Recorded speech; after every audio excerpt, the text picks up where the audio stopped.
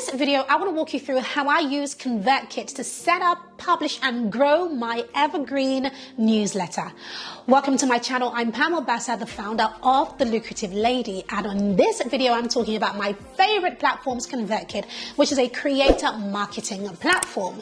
I want to walk you through how I grow my email list using a newsletter and the various steps that I have taken to not only set up my newsletter, but to make it evergreen. Part one, I'm going to be walking you through my newsletter landing page and how I created it through ConvertKit. In part two, I'm going to be walking you through how I plug emails into my evergreen sequence to power my newsletter. In part three, I'm going to be showing you a sneaky but very, very useful strategy for keeping your email list clean and reducing the unsubscribe rate. You're going to want to check that out for sure. So first of all, let's dive into landing pages for your newsletter. So what is a landing page? A landing page, as most people know, is of course a page where visitors land in order to put their name and email address in exchange for something. In this case, it's an exchange for a newsletter.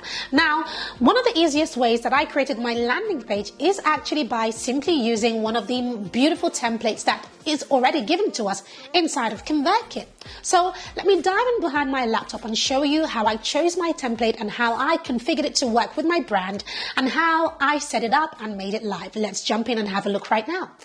So when it comes to creating a landing page for my newsletter, I actually went with a form. So a form is pretty much a landing page, but it's what goes on the inside. So what people see on the outside isn't from ConvertKit in this specific instance, but my form is ConvertKit.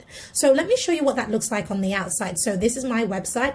So if you want to check it out in real time, pamelabassa.com, and you can check it out. Once you come onto my website and you scroll down, you're going to get to this middle bit, and this is my newsletter. It's called Wake to Wealth. So you're going to see this, put that away. You're going to see this video. Is this your current reality? So you're going to see this video that sort of walks you through, and then down here is the call to action, which is join the movement. When people click on join the movement, they come over here and they put their name in here and they put their email in here and they click over here. And then they are instantly added to the form inside of ConvertKit. So this is essentially what it looks like now. My website is pretty new, and we are reconfiguring and literally directing people to mainly the newsletter. So the newsletter is just a huge part of what we do. And so you can find that if you go over to pamelabassa.com and you click on join the movement, you can see this in real time. But how does it connect to ConvertKit? So it connects over here, right? It connects as a form over here. So this is me creating a form, but let me show you what the forms actually look like. So landing pages and forms. So instead of create new, I'm going to go over, let me do newest. Here we are. So this is the form, Wake to Wealth website subscribers. Now this form on my website was literally added yesterday as at the point of this recording, right? So it is brand new, but this is what it looks like on the inside. It's an inline form. So this is what people see on the outside, which is links to my website over here. But on the inside, this is what is actually happening. So now, how did we create this? So if I go over to grow and I go over to landing pages and forms, I'm going to land here. You click on create new. And over here, you have two options. You have form, you have landing page. Now, before I take you over to the form, you do have the option to create a landing page. So the reason why I don't have a landing page is because this form is connected to my website already. And so my website is the landing page. But if I didn't have a landing page, I would simply click over here to landing page. And then you have various options for different templates that are already pre-built using ConvertKit. And I know so many entrepreneurs who literally have a landing page built inside of ConvertKit, and it is so stunning.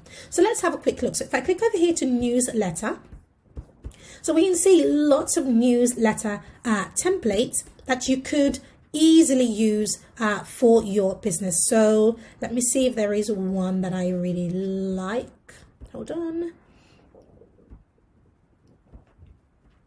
Okay, this is pretty good. In fact, I know an influencer who has such a big email list who uses this exact template. So if I click on preview over here, So this is what the preview would look like. And of course you can change the colors, the text, the everything. You can literally change the format of it, and you can see other templates in here depending on what you like. So I could have used this. I actually contemplated using this one because I like that it has a video module which you can add to any landing page, etc. So you can literally just look through at the templates to see which one you really like. This is really pretty as well. I actually do like this one, but mine is on my website, so I didn't need a landing page. I instead used a form. So let me go back to showing you how I did that. Let's head back.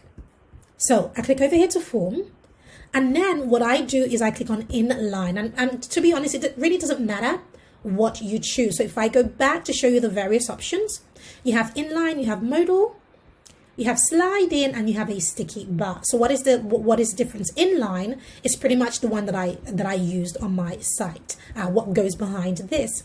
However, modal is when you can see that this blue is sort of on top of the content. So it sort of sits on top of the content, whilst slide in, you can see that the blue here is in the corner. So that means that this is like a pop-up that slides into the page. And a sticky bar, I really do like this. It's where it's at the top. You can see the blue line at the top. It's where your lead magnet is set at the top. So on my website, for example, if I go right to the top, I do have this here. So this is considered a sticky bar because it is right at the top. But mine isn't sticking just yet because we have literally just added in. My website has just been recently redone.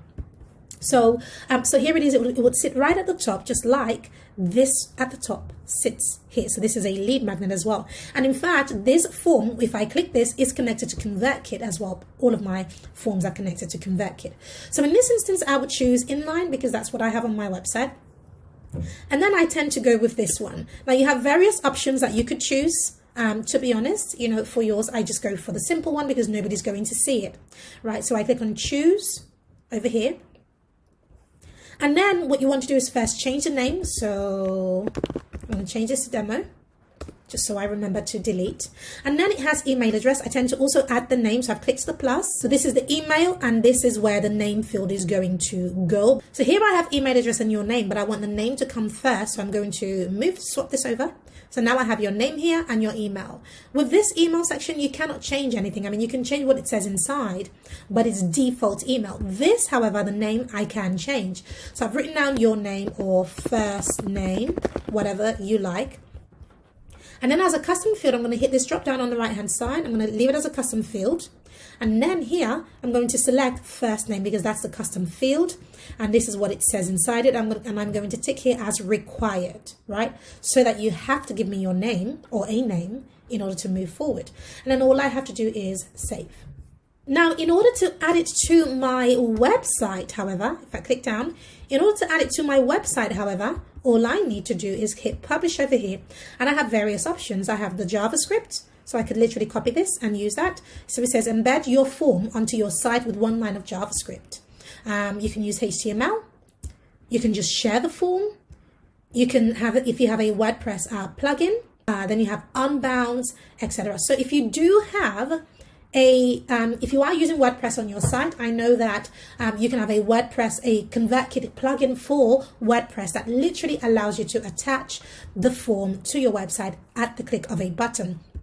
Now, my team tend to do all of this section for me, to be quite honest with you. All I do is, create the actual content that goes on there. But anyhow, if you hit publish, this is where you have the various options for how you can then add that newsletter to your website. And so that's what we have here. Okay, now if you didn't want to do any of that, of course, then you would simply, instead of creating a form, you would simply create a landing page instead. So you'd go over here to create new, and instead you'd create a landing page, and then the landing page sits all by itself and you don't need to connect it to any prior website or anything like that. So I think that this is a much easier option to get started with, but I just wanted to show you what I do and how I got set up. quickly. Now that we've had a look at the landing page for your newsletter, the next thing I want to walk you through is how to plug in your emails. As you know, the purpose of a newsletter is to keep a relationship built, or rather keep your relationship growing with your subscribers. So how do you plug in those emails? Do you plug them in as a broadcast or as an email sequence? If you're not sure, that's exactly what I'm going to be showing you in this segment. So let me jump behind my laptop and let's take a look together. So for your newsletter, you have two options for how to deliver your emails. If you come over here to send, the options that you have are either broadcast or sequences. Now, it all depends on how you want to run your newsletter. I do know a lot of people who do a broadcast, which is a one-time email that you send out. So this means that if, for example, you have a newsletter that you've been running from January and somebody joins your newsletter in April, it does mean that they would have missed all of the emails that you sent in January, February, and March because they joined in April.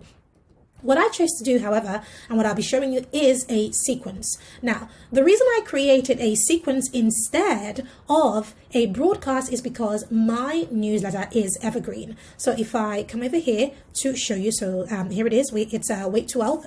And I currently have 10,353 subscribers. I've had 159 unsubscribe, etc. in there. And you will always have people unsubscribe no matter what you do. So I don't even look at this number.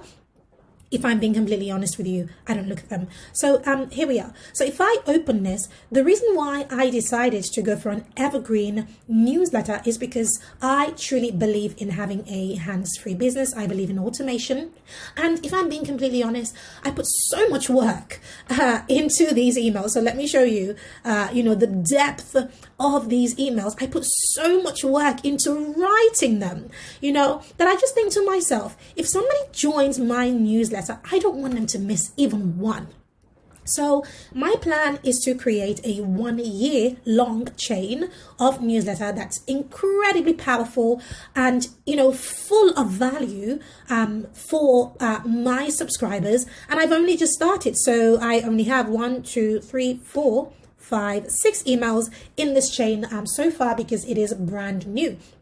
So if you are thinking about creating a newsletter, I would highly recommend that you think evergreen. Now, how do you create an evergreen newsletter, or how did I do this? Well, very, very simple. So I go back. Let me show you how I started. So as I mentioned earlier, this is a sequence, as you can see here. Now, to create a sequence, you go to New Sequences over here. And that's it. So you name your newsletter. Your newsletter name goes here. Whoops. You click on create a sequence, and that's it. You begin. So first, you add the subject line there, and then you add body of your email here. And of course, format and check everything that everything works well, and so on and so forth. So this is how I would literally set it up. Once you have set it up, you hit publish, or rather you want to make sure that the sending date is fine. So for your first email, you definitely want to send it immediately. So I'd hit here, I'd go down to 0 so that it says immediately, so that this first email, whenever somebody joins my newsletter from my website over here, so if they come on my website, or even if they see the landing page and they click on join movement, they put in their name, they put in their email, and they hit this call to action button, this is the first email that they're going to receive. So I want them to receive it immediately. Once I have done that, I hit publish, and that is ready to go. Well, as a sequence, it's ready to go. And then you add your next email. So subject here, email body here. Now, this time, depending on how often you want your newsletter to go out. Now, if it's a newsletter, I don't advise that you do a daily newsletter. I mean, there are some people who do daily emails, and you can do that. But if it's a newsletter and it's going to be really in-depth like mine is, then you might choose to do it weekly. In which case, you'd hit the drop down, go up to 7, and keep this on days over here. And that's it. So now you know that this email will be sent in 7 days' time. Once you've checked your email, you hit publish. And your sequence, this is essentially how you build the entire sequence. You keep clicking on add email, add email, add email, and you keep doing that until you decide to retire your sequence. However, if you are doing an evergreen email sequence like myself, then you know that you are literally sowing a seed in your business. And people are going to be get incredible value from this sequence. So you just keep going, and you know that this is what's going to build your business in the long run. So this is how I set up my newsletter email sequence. So I walked you through just now how to plug your emails into a sequence, an evergreen sequence. But there is one thing that I want to show you, and it is a very, very small hack, but very powerful nonetheless, for how to keep your email list clean and reduce the unsubscribe rate. Because there's nothing quite as painful as, you're growing your email list and people are unsubscribing from that list. It can be demoralizing. But I promise you there are things that you can do, and this is just one of them. Let's jump in and I'll show you how I use ConvertKit to reduce my unsubscribe rate. So here is a little strategy that I use to keep my unsubscribe rates down. A lot of people worry about unsubscribes, and if you run ads, then there is several reasons to worry, because you've paid for people to be on your list and you don't want them to leave, but they will leave. But how do you reduce that? Let me show you. So this is just one of the emails inside of my newsletter. I'll scroll down and show you what I have done at the bottom. So this sentence right here, it says, if by the off chance you have no interest in increasing your revenue with my help, no hard feelings. Click here to unsubscribe and you won't hear about Wake to Wealth again, but you will remain on my list. So what I have done is, they technically have two unsubscribed areas. So they have one here and they have one here. If they click on this one, then they get to unsubscribe from my entire list. However, if they click on this one, they get to unsubscribe from the series for this newsletter, but stay on my list. And the way that I've done this is I've literally just added the sentence, and then here I've hyperlinked this by adding a link there. So what I initially did was create a page on my website. You can also do this with a ConvertKit landing page, and it has a link and it has an unsubscribe link. So if I go to that page, you'll see exactly what it says, and I literally use the same page for all of my unsubscribed. So thanks, you've been unsubscribed. And that's it, right? That's all it says when they land on that page. So you could do that. So you could achieve that with a ConvertKit landing page as well if you do not have your own website. Now, how do I track this? Well, I track this through a tag, and I've opened it on a separate tab here to show you the tags. So if I head over to this tab, these are all of my tags inside of ConvertKit. I have loads. I don't know how many I have, but there are loads. So if I scroll all the way down to you for the unsubscribe, you'll see that this is a strategy that I use pretty much all the time. To keep my list from essentially dwindling away, but still generating revenue. So if we head over here to unsubscribe from Wake to Wealth 52-week program /newsletter, 44 subscribers. So that means that 44 subscribers have clicked on this link, which is pretty awesome. It means that they're saying, Pam, I don't want to be part of this newsletter. However, I do want to hear from you. And I love that. I'm open to that. And I think it's great. Now, there are some people who have obviously clicked this link to unsubscribe completely. And that's okay too. And that will happen to your list. It will happen to everybody's list. But by having this additional portion here, you get to let's call it save perhaps a third of those people who would have unsubscribed completely from your entire email list. So this is my little hack for that. Thank you so much for watching. Let me know if you have any questions that you want me to answer about ConvertKit, about automation, or about how you can use it in your business. And speaking about your business, if you're thinking about checking out ConvertKit, I would say, well, absolutely go ahead. And in fact, I'm going to pop a link in the description of this video. Go ahead and click that link to check it out. It'll give you access to a trial that allows you to grow your email list from 0 to 1,000 subscribers without paying for ConvertKit at that level. So go ahead and click the link in the description in order to check out ConvertKit. Now, before you go, make sure you also check out this playlist that is all about ConvertKit as a creator marketing platform and how you can use it to grow your business. Make sure you check that out, and I'll see you in my next video.